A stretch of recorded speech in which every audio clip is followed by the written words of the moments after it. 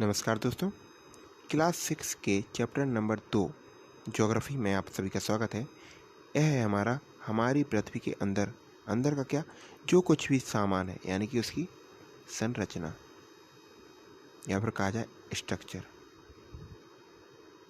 ठीक है, चलेगा, पढ़ते हैं इसको। हमारी पृथ्वी एक गतिशील ग्रह है, यानी कि गति करता रहता है। और ग्रह क्या होते हैं, जो सूर्य के चारों ओर चक्कर लगाते हैं, वो सारे के सारे पिंड। इसके अंदर एवं बाहर निरंतर परिवर्तन होता रहता है, मतलब अंदर भी होता है और बाहर भी। क्या आपने कभी सोचा है कि पृथ्वी के आंतरिक भाग में क्या है, पृथ्वी किन पदार्थों से बनी है? सोचने वाली बात है। चलेगा, देखते हैं। विश्व की सबसे गहरी खान दक्षिण अफ्रीका में स्थित है। इसकी गहराई लगभग 4 किलोमीटर है। ठीक है, मतलब गहराई अंदर की ओर। अगर आपकी ये पृथ्वी है और इसके अंदर की ओर 4 किलोमीटर जाना, और ये कहाँ पे है आपकी? दक्षिण अफ्रीका में।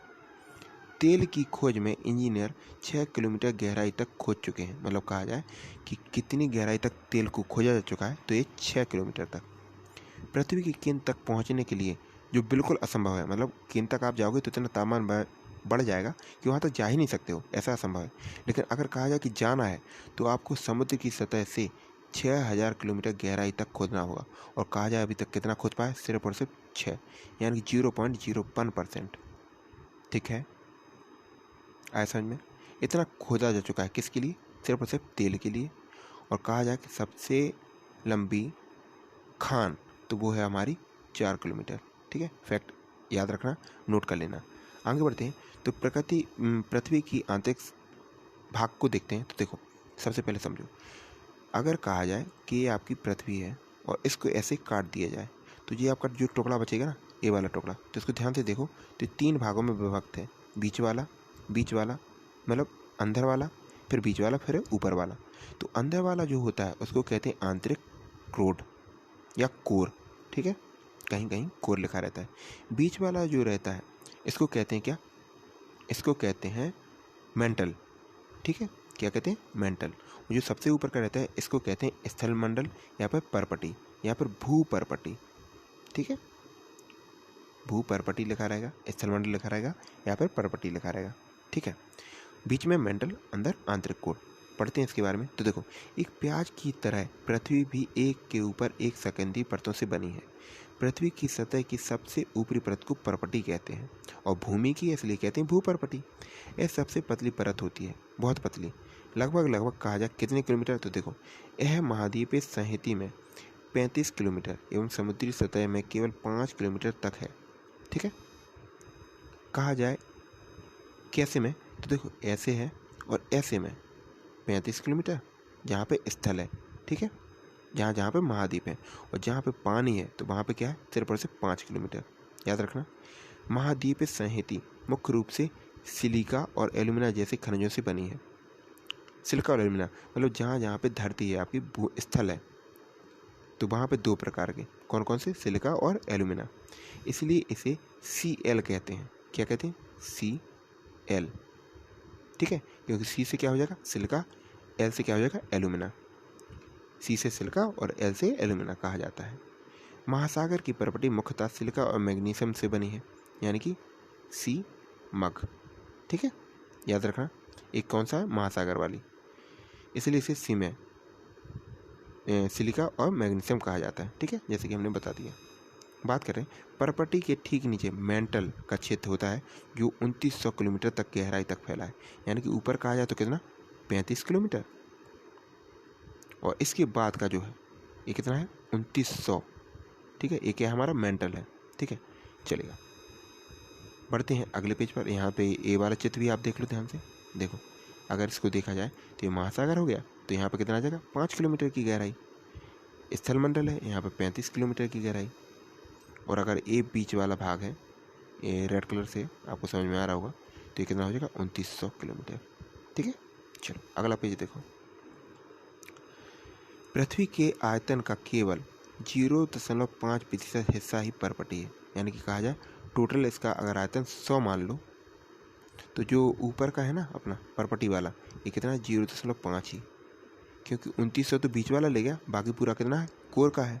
ठीक है, 16% मेंटल का है और 83% हिस्सा क्रोर का है। यानी कि कहा जाए सबसे ज़्यादा भाग किसका है?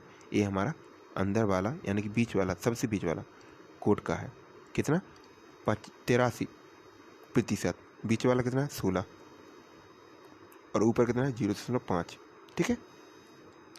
अगर बात की जाए पृथ्वी की, अगर मान लिया जाए कि गोल है तो इसकी रेडियस कितनी है, तो ये 6371, ठीक है, किलोमीटर, 6371। ठीक है, चलेगा, आगे बढ़ते हैं। देखो, जिसकी त्रिज्या लगभग 3500 किलोमीटर, यह मुख्यतः निकल और लोहे की बनी होती है। किसकी बात हो रही है, ये हमारी हो रही है मेंटल की, निकल और लोहे की। इसे निफे यानी कि निकल और फेरस, फेरस किसके लिए होता है, ये हमारा लोहे के लिए जाना जाता है, कहते हैं। केंद्रीय क्रोड का तापमान एवं दाब काफ़ी उच्च होता है, देखिएगा, और यही कारण है कि इसमें निकल और लोहा पाया जाता है। इसी कारण अंदर से क्या लगता है, गुरुत्वाकर्षण बल, क्योंकि चुंबकीय तत्व हैं। कैसे हैं हमारे चुंबकीय तत्व, और जब चुंबकीय गर्म हो जाते हैं, मतलब ये वाले तत्व निकल और लोहे, तो ये चुंबकीय पुंज बना लेते हैं। ठीक है, चलेगा। अगर बात की जाए सेल एवं खनिज की, तो सेल देखिएगा क्या होता है और खनिज क्या होते हैं। पृथ्वी की प्रॉपर्टी अनेक प्रकार की सेलों से बनी है। सेल मतलब क्या, पत्थर या चट्टानें। पृथ्वी की प्रॉपर्टी बनाने वाले खनिज पदार्थ के किसी भी प्राकृतिक पिंड को क्या कहते हैं, सेल कहते हैं। सेल विभिन्न रंग एवं आकार एवं गठन की हो सकती है। सरल भाषा में पत्थर या चट्टान को ही सेल कहा जाता है। मुख्य रूप से सेल 3 प्रकार से होते हैं। आग्नेय, जिसको इंग्लिश में इग्नियस कहते हैं, जले हुए सेल, अपसादी सेडिमेंट्री सेल, और कायांतरित मतलब जो समय के साथ बदल जाते हैं, मेटामॉर्फिक। द्रवित मैग्मा ठंडा होकर ठोस हो जाता है। एक मिनट रुकिएगा जरा।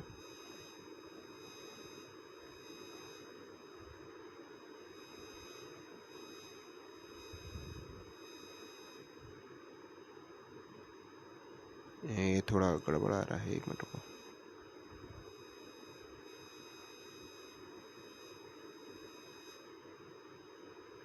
देखिएगा, द्रवित मैग्मा ठंडा होकर ठोस हो जाता है। कौन सा, द्रवित मैग्मा। मैग्मा क्या निकलता है, वही जो हमारा ज्वालामुखी से निकलता है, मैग्मा। ठीक है। इस प्रकार बने सेल को आग्नेय सेल, क्योंकि इसमें से आग निकलती है, और जब वो नीचे जाता है तो यहाँ पे क्या हो जाता है, ठंडा हो जाता है। ठीक है, आग्नेय सेल कहते हैं। इन्हें प्राथमिक सेल भी कहते हैं, क्योंकि सबसे पहले यही बनते हैं। आग्नेय सेल 2 प्रकार के होते हैं, अंतर्भेदी सेल और बाह्यभेदी सेल। ठीक है। इग्निशियस देखिएगा, अगर शब्द की उत्पत्ति देखें तो इग्निशियस, इग्निशियस इग्नियस वही है आग्नेय, लैटिन शब्द इग्नियस, जिसका अर्थ क्या है, अग्नि, जो लावा के द्वारा निर्मित होती है। सेडिमेंट्री शब्द क्या होता है, स्थिर, जो बाद में स्थिर हो गए हैं। मेटामॉर्फिक क्या होता है, जिसका अर्थ है रूप परिवर्तन, यानी कि एक टाइम के बाद कायांतरित, मतलब जो अपनी काया बदल लेता है। ठीक है। क्या आप ज्वालामुखी से निकलने वाली लावा की कल्पना कर सकते हैं। वास्तव में आग की तरह लाल द्रवित मैग्मा ही लावा है, जो पृथ्वी की आंतरिक भाग से निकलकर, मतलब आंतरिक कौन सा, बीच वाला भाग, ठीक है, इससे निकलकर यहाँ पर फैल जाता है स्थलमंडल। ठीक है। देखो, सतह पर आता है। जब द्रवित लावा पृथ्वी की सतह पर आता है, यह तेजी से ठंडा होकर ठोस बन जाता है। प्रॉपर्टी पर इस प्रकार से बने सेल को बाह्यभेदी आग्नेय सेल कहते हैं। इनकी संरचना बहुत महीन दानों वाली होती है। उदाहरण के लिए बेसाल्ट जो चट्टानें होती हैं, वो कैसी हमारी होती हैं, वो आग्नेय सेल का उदाहरण है। दक्कन पठार बेसाल्ट सेल्टों से ही बना है। द्रवित मैग्मा कभी कभी भूप्रवृत्ति के अंदर गहराई में ही ठंडा हो जाता है। मतलब क्या हुआ कि पृथ्वी की आपकी ऐसी है, बीच में से निकल रहा है, तो कुछ तो ऊपर जाके ठंडा हो गया, कुछ क्या है बीच में ही ठंडा हो जाता है। ठीक है। तो इस प्रकार के जो बीच में हो गए ना, वो क्या हो गया, अंतर्भेदी। बाहर वाला बाहरभेदी, अंदर वाला अंतर्भेदी आग्नेय सेल कहते हैं। धीरे धीरे ठंडा होने के कारण ये बड़े दानों का रूप ले लेता है। ग्रेनाइट ऐसे ही सेल का एक उदाहरण है। लेई मसालों एवं दानों का चूर बनाने के लिए जिन अपघटनों पत्थरों का उपयोग होता है, वे ग्रेनाइट के बने होते हैं। ठीक है। जो मसालों के या दानों का चूर्ण बनाया जाता है, और उनमें जो पत्थर लगे होते हैं, वो किसके बनते हैं, ग्रेनाइट के बनते हैं। ठीक है। चलो, जीवाश्म क्या होते हैं, तो देखो, जीवाश्म जीवों का अंश, यानी कि सेलों की परतों में दबे मृत पौधे एवं जंतुओं के अवशेषों को जीवाश्म कहते हैं। मतलब क्या, जो मर गए हैं, पौधे हों या फिर जंतु, उनके जो अवशेष रहते हैं उनको क्या कहते हैं, जीवाश्म, याद रखना। और जीवाश्म से क्या बनता है, जो भी हमारे तेल वगैरह बनते हैं, तेल, भूमिगत तेल, यानी कि पेट्रोल, डीजल, ये सब। ठीक है। सेल लुढ़क कर, चटक कर या एक दूसरे से टकराकर छोटे छोटे टुकड़ों में टूट जाती है। इन छोटे छोटे कणों को अवसाद कहते हैं। मतलब कि अवसाद क्या होता है, जो छोटे छोटे कण इकट्ठे हो जाते हैं। ठीक है, ये अवसाद हवा, जल आदि के द्वारा एक स्थान से दूसरे स्थान पर भी पहुंच जा सकते हैं, तो एक दूसरे स्थान पर पहुंचाकर जमा कर दिए जाते हैं। ये अद्रव्य अवसाद दबकर एवं कठोर होकर सेल की परत बना लेते हैं, मतलब धीमे धीमे दबते जाते हैं और क्या हो जाती है, एक परत बन जाती है। इस प्रकार सेलों को अवसादी सेल कहते हैं, मतलब एक जमा हो गया, ठीक है, सेडिमेंट हो गया उनका। उदाहरण के लिए बलुआ पत्थर रेत के दानों से बना होता है। इन सेलों में पौधों, जानवरों एवं अन्य सूक्ष्म जीवाणुओं जो कभी इन सेलों पर रहे हैं कि जीवाश्म भी हो सकते हैं। ठीक है, चलेगा। कांतिरित सेल देखिएगा, मतलब कांतिरित सेल में परिवर्तित अवसादी सेल। देखो, आग्नेय एवं अवसादी सेल उच्च ताप एवं दाब के कारण कांतिरित सेलों में परिवर्तित हो सकते हैं, मतलब बहुत दिन तक अगर रखे हैं तो। उदाहरण के लिए चिकनी मिट्टी स्लेट में, मतलब चिकनी मिट्टी जो होती है वो समय के साथ स्लेट में बदल जाती है, और चूना पत्थर दब के किस में बदल जाता है, संगमरमर में। ठीक है, दोनों चीज़ें याद रखिएगा। आगे देखो,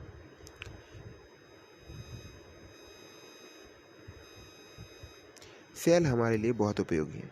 कठोर सेलों के उपयोग सड़क, घर एवं इमारत बनाने के लिए किया जाता है। किसका? कठोर सेलों, जो आसानी से टूटे ना, बिखरे ना।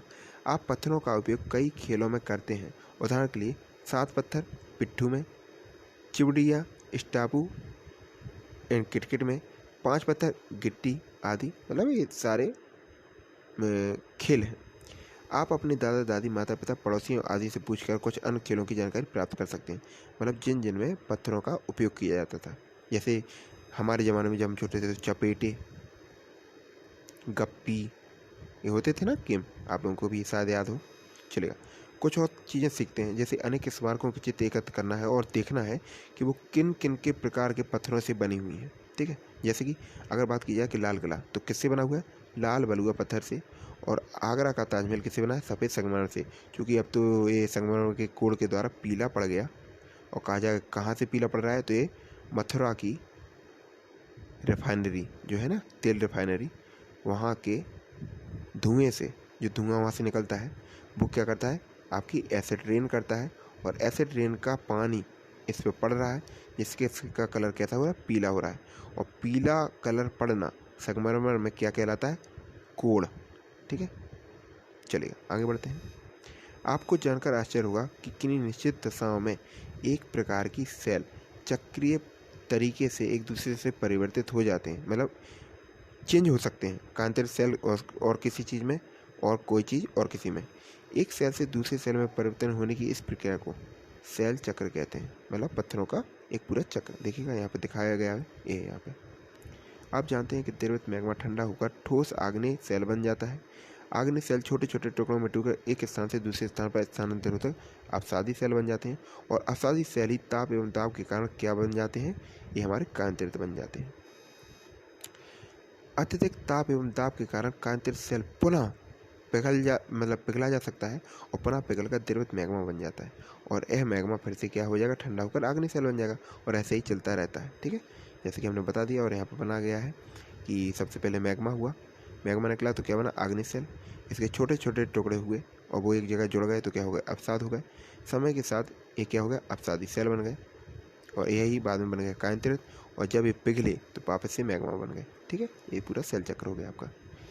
आपके राज्य में कौन सा खनिज पाए जाते हैं, जैसे कि हम मान लो यूपी से हैं, तो यूपी में क्या पाया जाता है, ये आपको कमेंट बॉक्स में बताना है। अगर बात की जाए कि सिलिका, बॉक्साइट, अभ्रक, ये सब पाया जाता है यहाँ पे।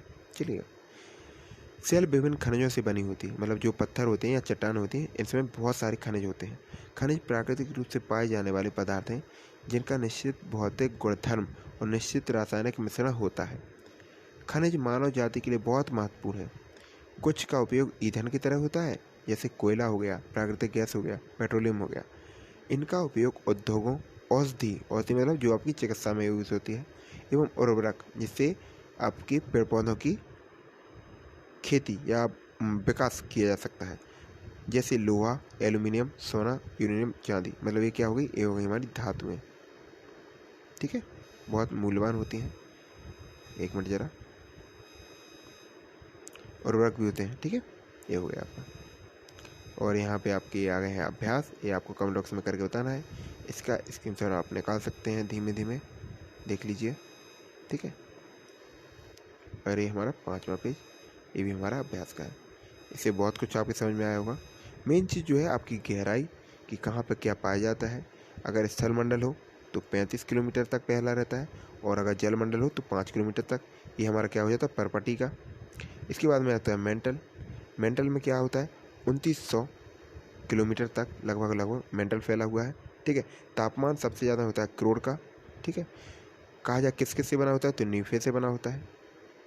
ऊपर किससे बना होता है ये आपको कमेंट बॉक्स में बताना है, सिलिका और एल्यूमिनियम Cl, ठीक है। तो ये बेसिक जानकारी थी। होप चीज़ें स्पष्ट हो रही होंगी। अगर चीज़ें पसंद आए तो प्लीज़ एक प्यार से कमेंट करते जाएं और पढ़ते जाएं।